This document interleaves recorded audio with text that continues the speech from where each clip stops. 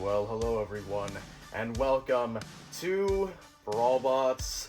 And this is going to be a bit of an interesting video, as for one, we're returning from a long hiatus, but also, this is going to be a very regular series. This is the BrawBots Christmas Countdown.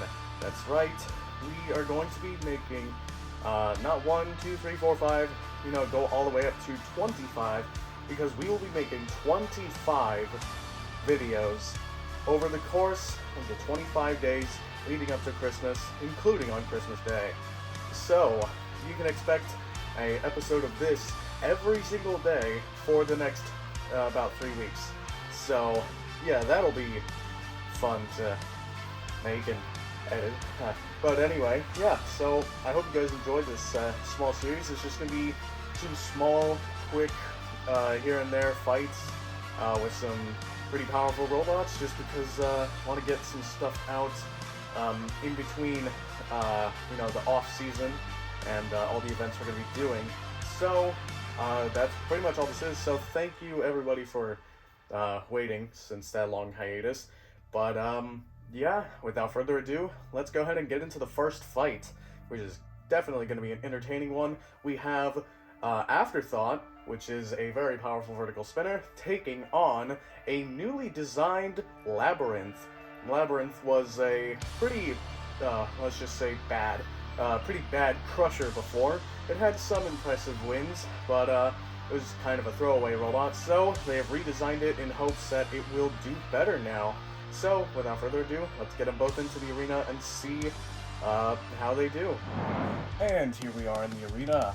We have Labyrinth, the newly designed one, with their still the exact same crusher design. Very flat, but it's got some teeth, so it could be able to inflict some damage. And of course we have a new addition. It's a Shrinek. They can now finally self-right, as that was probably their biggest weakness before. Every time they got flipped over, they were dead in the water. So, who knows, maybe that will actually help them win this fight, because they're fighting a robot that can more than definitely flip them over. It's Afterthought with their very powerful vertical spinner, looking to, tear apart Labyrinth with it. So, without further ado, let's get the Christmas carnage underway. Roboteers, stand by. 3, 2, 1, activate.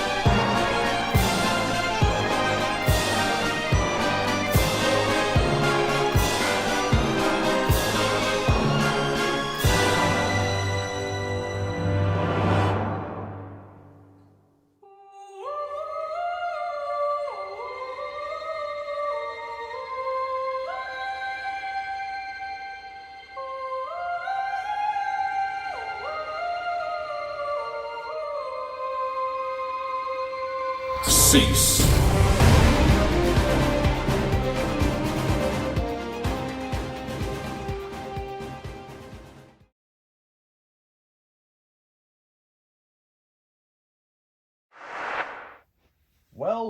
Well, a very close, hard-fought battle. It seemed all over in the beginning when Afterthought got stuck on part of its wedge, but Labyrinth decided to help them out and push them off and keep the fight going, so respect to them, and it actually went to a judge's decision. So, the winner of said judge's decision, it's a very close score. It is a 8-7 score, meaning that whoever won only won by 1 point. So, your winner in damage is Afterthought. I think everyone kind of saw that. I mean, it's a vertical spinner against a Crusher. The Crusher got broken off, the main weapon got broken off, and actually taking a closer look at the damage after the fight, Afterthought actually jammed Labyrinth's Shrimak. So if Afterthought could have just flipped it over, it probably would have won. But Labyrinth's Shrimak was not externally damaged, but it was bent inwards and it wasn't able to move up. They actually had to pry it open. So, yeah, Labyrinth took a bit of extra damage there, but they also damaged Afterthought's Shrimak along with their front wedge.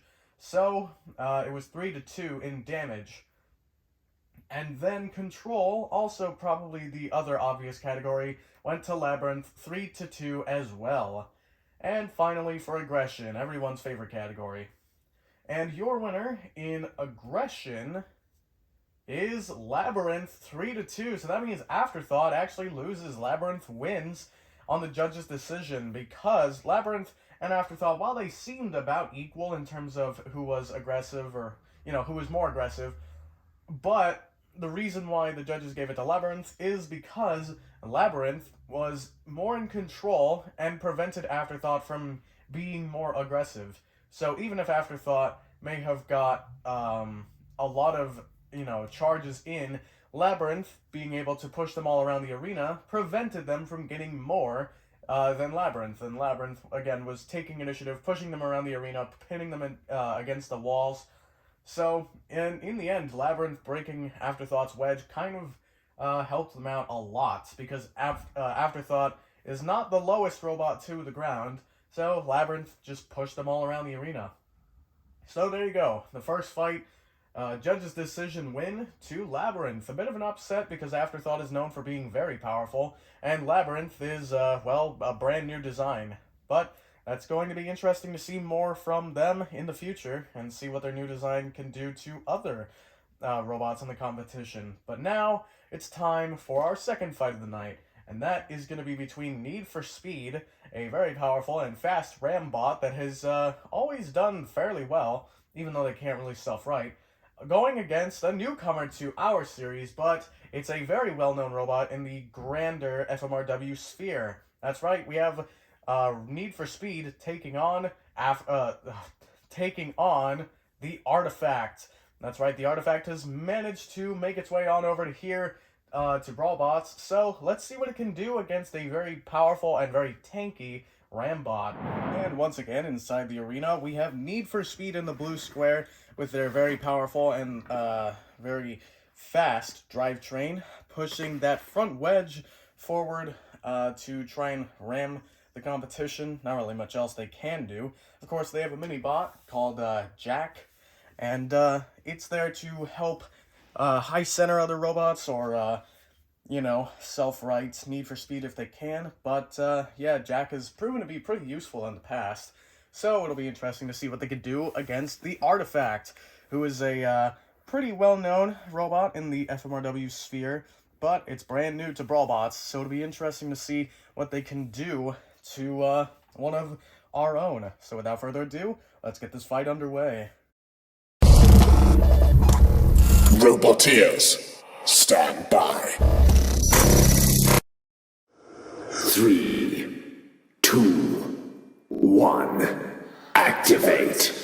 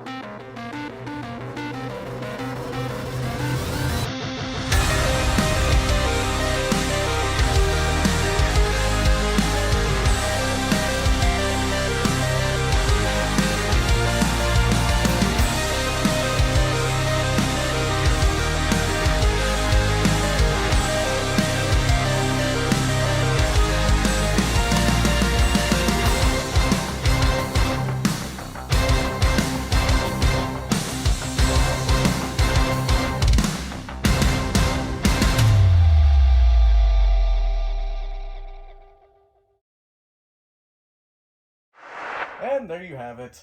The artifact completely demolishes Need for Speed. Need for Speed, while they tried their best, they kind of just got outmatched in terms of weapon power. Their wedge got broken apart fairly easily, and the artifact, well, their spinner never stopped spinning. So they just kept sending Need for Speed all around the arena until eventually they were flipped over, got back over, and then thrown completely out of the arena. So your winner is the artifact. Congratulations to them. Hopefully you'll have a successful career in this new series that you found yourself in. But now it's time for our third fight of the night between the reigning champion, Sawblaze, and a challenger that we've seen a few times here before, but they are still relatively new to the competition. It is Abyss. Abyss is challenging the champion, and this is going to be a recurring thing. It's going to be called Challenge the Champion. And yeah, you can attempt to beat the champion, Sawblaze, in a fight, and if you do, well, you won't get the championship. That would be retroactive, and that's not how that works. But you will get bragging rights, and who doesn't love bragging rights? So, without further ado, let's get Sawblaze and Abyss, the challenger, into the arena. And here they both are. We have Sawblaze in the blue square with their very powerful hammer saw, looking to, well, slash and burn the competition. And, of course, the challenger in the red square, Abyss, with their very powerful, I guess kind of powerful, we haven't really seen it in action, but it's a very big lifting plate. I don't know what you want to call it, but they also have a very powerful front wedge. So it'll be interesting to see what they can do with that. It's a very interesting design. Sawblaze may be able to snipe some of those lifting mounts and potentially disable the weapon, but who knows, we'll have to see. So without further ado, let's get this, it's not really a title fight, but let's get this fight underway, shall we? Roboteers, stand by. 3, 2, 1, activate.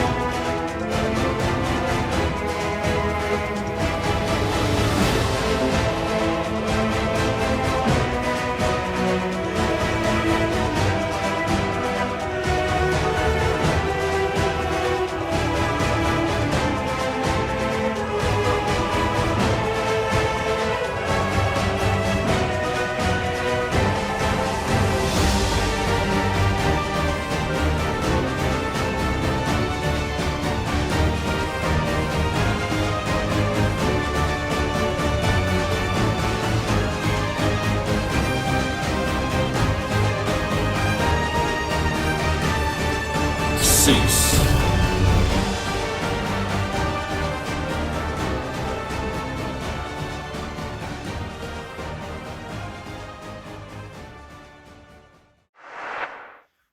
Well, another judge's decision, and a very interesting fight to boot. Sawblaze and Abyss both had some very good moments in this fight. For example, Abyss flipping Sawblaze over at the screws, and Sawblaze also ripping off a ton of Abyss's wedge. But Abyss also tore off some of Sawblaze's forks. So it was a very interesting fight as they both only had very thin points of low ground. So they had to really be precise.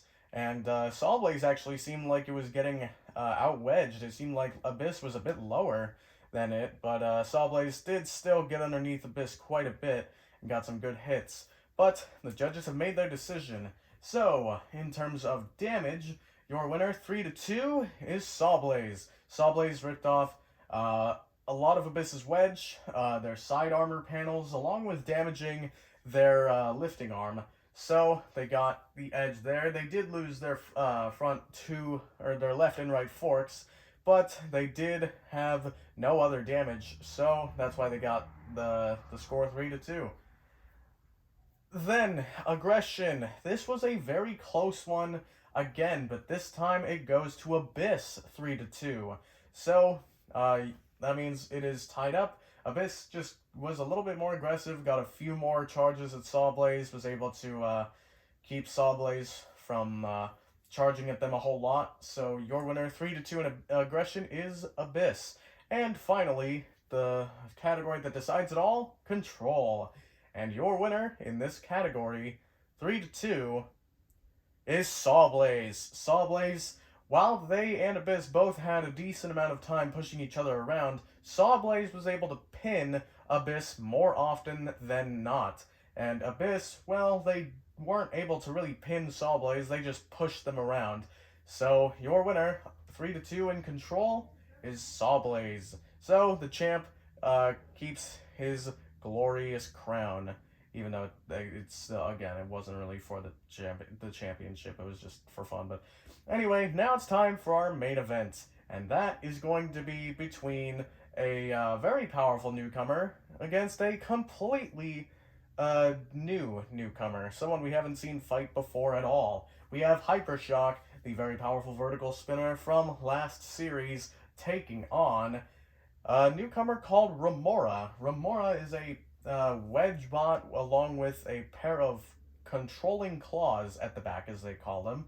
So, interesting fight we have indeed. Will Hypershock be able to retain its reputation of being extremely feared, or will this new robot Remora be able to prove itself in its very first fight against a very powerful robot?